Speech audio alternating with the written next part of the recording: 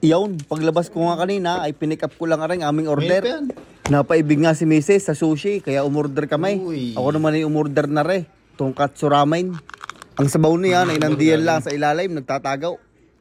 Are naman ang in-order ni Mrs. Crunchy roll o yung deep fried California roll. Sushi. May kasama na rin yung miso soup para igop abaw.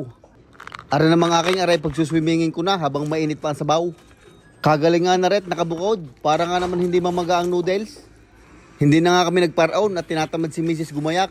Kaya nag-take out na lang kami. Aridiyan ko lang binili sa Sushi Blossom, malapit lang sa amin.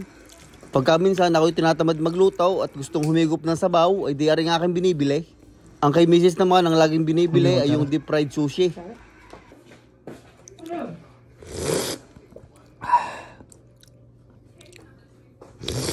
Ay dalay ang katabay. Ay siya ay panaw, sabay na at kumain na rin kayo.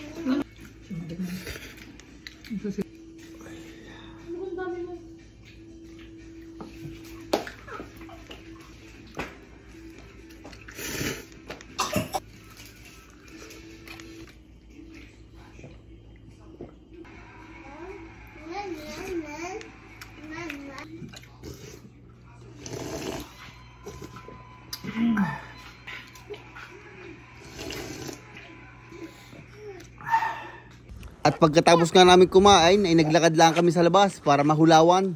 At para mamaya ay gutom na ulay. Luis! Gay, yun lang for today's video.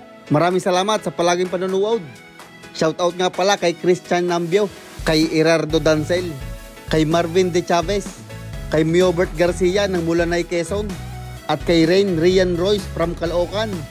Maraming salamat mga idol at mag-ingat kayo palagi.